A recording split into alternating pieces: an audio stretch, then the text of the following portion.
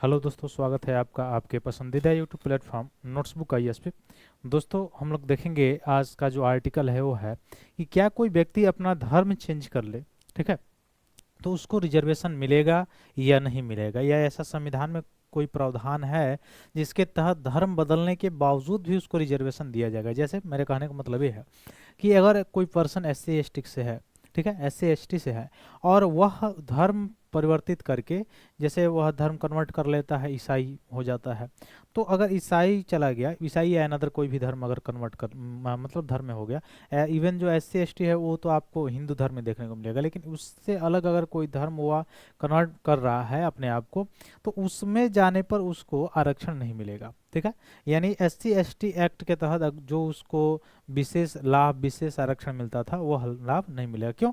क्योंकि उसने अपना धर्म परिवर्तित कर लिया। अब धर्म परिवर्तन कर लिया तो उस धर्म में वह किस श्रेणी में है, किस सामाजिक और किस जो है आर्थिक लेवल पे अगर देखा जाए, या किस सामाजिक स्तर पे उस धर्म में उसका जो है स्तर है, उस हिसाब से उसको देखा जाएगा, न कि एस सी एस टी के हिसाब से, नहीं कि पहले वाला जो आरक्षण मिल रहा था उस हिसाब से, ठीक है। तो अभी मद्रास हाई कोर्ट के पास एक ऐसा मामला गया था जिसमें फैसला सुनाया गया था। सुप्रीम कोर्ट ने भी इस पे क्या क्या मत दिया है, अपना निर्णय दिया है, उसके बारे में भी हम लोग देखेंगे। तो जल्द से जल्द जुड़िए और अपने अपने ग्रुप में शेयर कीजिए, ताकि हम लोग शुरू करें कि धर्म से बदलने के बाद क्या आरक्षण मिल जाएगा या नहीं मिलेगा। तो ये पहला चीज कि फंडामेंटल राइट्स आप देखेंगे कि संविधान का जो भाग 3 है, संविधान का जो भाग 3 है वो क्या कहता है? फंडामेंटल राइट्स की बात करता है, भाग 3। अब कब कहाँ से कहाँ तक है? तो इसमें जो आर्टिकल्स आप देखेंगे, आर्टिकल्स है 12 से लेकर और कहाँ तक, 35 तक। तो अनुच्छेद 12 से 35 में अगर देखेंगे तो अलग अलग प्रकार के आपको अधिकार दिए गए हैं, मौलिक अधिकार दिए गए हैं। उसमें भी अलग अलग है, एक व्यक्ति का अधिकार है, एक नागरिकों का अधिकार है।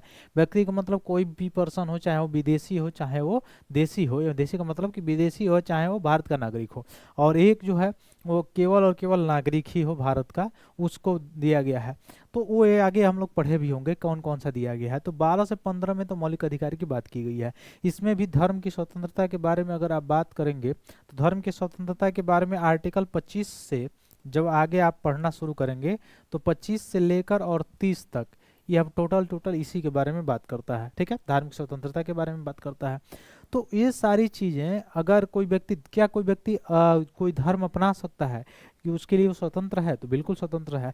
कोई भी व्यक्ति अपने मन से किसी दूसरे धर्म को मान सकता है, उपासना कर सकता है, उपासना पद्धति को अपना सकता है, उसके लिए वह स्वतंत्र है। लेकिन वह किसी लालच में आकर या कोई ऐसा चीज करके कन्वर्ट हो रहा है जिसके चलते उसके पीछे जो अलग मानसिकता है, ठीक है, कहीं कहीं निगेटिव मानसिकता है। जैसे आप कह सकते हैं कि उसको लालच दिया जा रहा है। जैसे उस समय क्या किया जाता था, जिस समय अंग्रेज आए थे, ईसाई धर्म में कन्वर्ट कराने के लिए कुछ लाभ देते थे कि अगर आप ईसाई धर्म में कन्वर्ट अपने आप को करते हैं तो आपको इस अधिनियम के तहत ये सारी चीज़ें छूट दी जाएंगी, या इसके अधिनियम के तहत आप यहाँ के जज आपके बच्चे बन सकते हैं, आप बन सकते हैं, सरकारी नौकरी दी जा सकती है, राशन दिया जा सकता है, लाभ दिया ये जो है, और जो सार्वजनिक लाभ है वो आपको दिया जा सकता है। तो वो सारी चीज़ें के, या लालच या पैसे, कोई भी ग्रीडी सारी चीज़ें हैं, उसके तहत अगर आप धर्मांतरण कराते हैं, धर्मांतरण करते हैं, तो वह जो है वह धर्मांतरण नहीं माना जाएगा, ठीक। तो आइए हम लोग देखते हैं क्या क्या निर्णय है सुप्रीम कोर्ट के और हाई कोर्ट के। तो अभी ये चर्चा में क्यों है? क्योंकि आंध्र प्रदेश हाई कोर्ट ने एक ऐतिहासिक फैसला सुनाते हुए कहा है कि यदि कोई व्यक्ति शेड्यूल कास्ट से है और वह किसी अन्य धर्म, विशेष रूप से ईसाई या मुस्लिम धर्म में कन्वर्ट करता है अपने आप को, तो उसका एससी दर्जा जो है, यानी शेड्यूल कास्ट का जो दर्जा है, वो स्वतः क्या हो जाता है, समाप्त हो जाता है। अच्छा, कोई क्षेत्र शेड्यूल क्षेत्र है कि नहीं है, शेड्यूल कास्ट का क्षेत्र यानी अनुसूचित जो क्षेत्र है वो है कि नहीं, वह कौन नोटिफाइड करता है? प्रेसिडेंट करता है, ठीक है, गवर्नर के बिहाफ पे। तो गवर्नर के कहने पे करते हैं, ऐसा नहीं कि गवर्नर कहेगा तभी, ये ऐसे भी कर सकते हैं, राष्ट्रपति किसी क्षेत्र को अनुसूचित जो है क्षेत्र घोषित कर सकते हैं, उनके पास अधिकार होता है। तो एससी जो है उसका दर्जा स्वतः समाप्त हो जाएगा कब? अगर कोई व्यक्ति जो है कन्वर्ट कर रहा है, या तो ईसाई में या मुस्लिम में कन्वर्ट हो रहा है, तो ऐसे व्यक्ति को एससी या अनुसूचित जनजाति अत्याचार निवारण का अधिनियम जो 1989 का है, एससी एक्ट जिसको कहा जाता है, उसके तहत कानूनी संरक्षण भी तब प्राप्त नहीं होगा, ठीक है। ये मामला क्या था? मामला था कि विशाखापट्टनम जिले के अनाकापल्ली जो है वहाँ का मामला है, जहाँ मूल रूप से माला समुदाय जो एससी से संबंधित है एंड शेड्यूल कास्ट्स में आते हैं, इनके संबंधित चिंतादा नामक व्यक्ति ने ईसाई धर्म अपना जो है वो मान लिया है या अपना लिया है और पादरी के रूप में वो कार्य कर रहा था।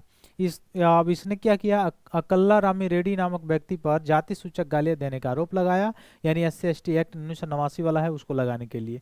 तो इसलिए इसने दायर किया था, तो वही इसमें सुनाया है फैसला आंध्र प्रदेश हाई कोर्ट ने कि अब आप SC/ST नहीं हो, अब आप कन्वर्ट हो चुके हो ईसाई में, तो पादरी है, तो उसके तहत आपको देखा जाएगा, उसके तहत जो आरक्षण होगा वो दिया जाएगा, न कि SC/ST एक्ट में आपका जो सुरक्षा से संबंधित प्रावधान 1989 का था उसके तहत आपको वह सारी चीजें यह सुविधाएं नहीं मिलेगी। तो हाई कोर्ट ने की एकल पीठ के जज एन हरियाथ ने कहा कि चूंकि शिकायतकर्ता चिंदादा ने स्वयं माना कि वह पिछले 10 वर्ष से ईसाई धर्म का पालन कर रहा है, तो वह SC समुदाय की परिभाषा में नहीं आते हैं, ठीक ना। इस आधार पर SC/ST एक्ट का प्रयोग गलत था और यह अधिनियम का दुरुपयोग था, ये सारी चीजें थी, ठीक है। हिंदू धर्म से ईसाई या मुस्लिम धर्म में अगर जाने के बाद कोई व्यक्ति उस जातिगत सामाजिक स्थिति से बाहर हो जाता है जिसे अधिनियम संरक्षण प्रदान करता है, तो फिर ये उसको संरक्षण देने की कोई जरूरत नहीं है, इसमें कहा गया, ठीक है। अब धर्म बदलने के साथ क्या हो जाता है, खत्म हो जाता है आरक्षण। कैसे? तो संविधान अनुसूचित जाति आदेश 1950 के मुताबिक अगर आप देखेंगे तो अनुसूचित जातियों की सूची में शामिल व्यक्ति SC माने जाते हैं जब वे हिंदू, सिख या बौद्ध धर्म के अनुयायी हों। लेकिन अगर हिंदू, सिख, बौद्ध को छोड़ के अगर वो दूसरे धर्म में कन्वर्ट हो रहे हैं तो वह उस जाति का, जैसे SC से या OBC से रिलेटेड उनको जो आरक्षण मिलता है वो नहीं मिलेगा, ठीक है। तो अगर कोई SC व्यक्ति इस्लाम या ईसाई धर्म जो है अपना लेता है तो वो कानूनी रूप से SC जो है शेड्यूल कास्ट के आरक्षण से स्वतः ही क्या हो जाता है मतलब बाहर हो जाता है, आउट हो जाता है, फिर उसको वो वाला आरक्षण का लाभ नहीं मिल पाता है, ठीक है। केवल हिंदू, सिख और बौद्ध धर्म मानने वाले लोगों को ही अनुसूचित जाति का दर्जा दिया जाता है, बाकी और ईसाई और मुस्लिम धर्म को मानने वाला अनुसूचित जाति का दर्जा स्वतः ही क्या हो जाएगा, समाप्त हो जाएगा अगर वो कन्वर्ट हो जाता है तो मार्च 2023 में आंध्र प्रदेश विधानसभा ने केंद्र सरकार से अनुरोध किया था कि ईसाई धर्म अपना चुके दलितों को भी शेड्यूल कास्ट का दर्जा दिया जाए, ठीक है। चूंकि शेड्यूल कास्ट का दर्जा राष्ट्रपति का और मुख्य रूप से जो है होम मिनिस्ट्री के द्वारा दिया जाता है, तो यह प्रस्ताव लंबे समय से चली आ रही मांग का हिस्सा अभी भी है कि केंद्र सरकार की ओर से इस पर कोई अभी संवैधानिक संशोधन किया नहीं गया है। अगर इसमें शामिल कर लेती है संविधान संशोधन करके केंद्र सरकार, तो इसमें सोचा जा सकता है। इससे पहले सुप्रीम कोर्ट ने भी एक मामले में कहा था कि केवल आरक्षण का लाभ लेने के लिए किया गया धर्म परिवर्तन संविधान के साथ धोखा है और इस तरह के परिवर्तन जो है आरक्षण जो है, या अगर ऐसा कोई व्यक्ति करता है तो नहीं दिया जा सकता है, ठीक है। ये सारी चीजें तो यही मुख्य रूप से सुप्रीम कोर्ट का भी कहना था। और अनुसूचित जाति, अनुसूचित जनजाति जो अधिकार संरक्षण प्रदान किए गए हैं उन्हें सामाजिक, शैक्षणिक और आर्थिक रूप से सशक्त किया जा सके, इसलिए दिया गया है। ये अधिकार सामाजिक न्याय, समान अवसर, भेदभाव रहित समाज की स्थापना करने की दिशा में अत्यंत महत्वपूर्ण है, इसलिए दिया गया है। समानता का अधिकार में अगर आप देख सकते हैं कहाँ कहाँ पे है, 14 में आर्टिकल 14 बात करता है, 15 बात करता है, आर्टिकल 16, इवन आर्टिकल 17 में भी आप देखेंगे अस्पृश्यता का अंत है। हालांकि अस्पृश्यता कहीं भी एग्जैक्ट रूप से लिखा नहीं गया है संविधान में उसका वर्णन। फिर 18 जो देखेंगे उपाधियों का अंत है, सब क्यों किया गया है यह आर्टिकल में, सब चीज में, सभी आर्टिकल में 14 से लेकर अब आप 18 पढ़ेंगे तो उसमें सभी क्या वर्णन है, समानता का, मतलब सभी नागरिकों को एक समान लाने की बात कही गई है किसी न किसी दृष्टि से, चाहे उपाधियों का अंत हो, चाहे अस्पृश्यता का अंत हो, चाहे वो लोक नियोजन में जो है आरक्षण का प्रावधान हो, या फिर से धर्म, मूल, जाति, लिंग, जन्म स्थान के आधार पर भेदभाव का निषेध हो, ये सारी चीजें, या 14 में समानता का अधिकार, समता का अधिकार, ये सभी में ये वर्णन किया गया है कि किस तरह से समता का अधिकार क्यों दिया गया है और ये देने से क्या क्या चीजें हैं। लेकिन इसमें भी कुछ अपवाद हैं, जैसे मैंने पहले ही बताया कि बच्चे हो गए, इवन जो है आर्थिक और सामाजिक रूप से जो पिछड़े जो है तबके के लोग हो गए, वो हो गए, और बच्चे हो गए, उनको सरकार चाहे तो उनको समाज में समान स्थिति में लाने के लिए कोई आरक्षण जैसे प्रावधान कर सकती है, लेकिन उस भी ओवरऑल कितना होना चाहिए, 50% होना चाहिए, उससे ज्यादा आरक्षण कुल मिला के टोटल आरक्षण से ज़्यादा, मतलब 50% से ज़्यादा नहीं होना चाहिए। तो 17 में अस्पृश्यता को समाप्त किया गया, इसमें एक अपराध माना गया अस्पृश्यता, ठीक है। इसके तहत 1955 में अस्पृश्यता अपराध अधिनियम पारित किया गया, जिसे बाद में संशोधित करके सिविल राइट प्रोटेक्शन एक्ट 1976 भी बनाया गया, ठीक है। इवन आप डीपीएसपी में जाएंगे तो अनुच्छेद 46 में से एसटी के शैक्षिक आर्थिक हितों की विशेष देखभाल करने के लिए, उन्हें सामाजिक अन्याय शोषण से बचाने के लिए आर्टिकल 46 में बात करता है, ठीक है। 330 में अगर आप जाएंगे तो लोकसभा में से एसटी के लिए आरक्षण सीटें था, आरक्षित सीटें, ठीक है। ये अभी तक वर्तमान में है, लेकिन एंग्लो जो भारतीय थे उनकी सीटों का आरक्षण समाप्त कर दिया गया है।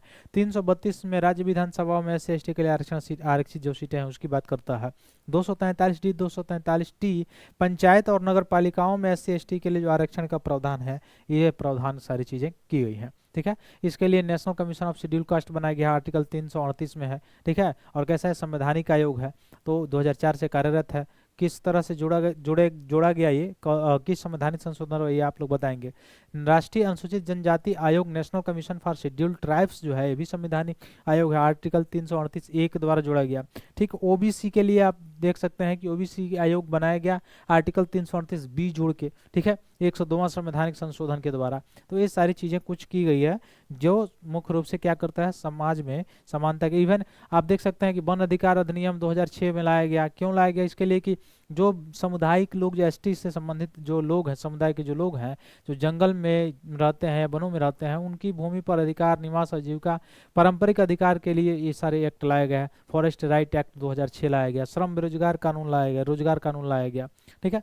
तो ये सारी चीजें कहीं ना कहीं समानता को बढ़ाने के लिए एक तत्परता थी, और समानता को बढ़ाने के लिए एक संविधान में हमारे प्रावधान किए गए। तो फिर मिलते हैं हम लोग अपने अगले क्लास में, तब तक के लिए बहुत बहुत धन्यवाद दोस्तों। जय हिंद।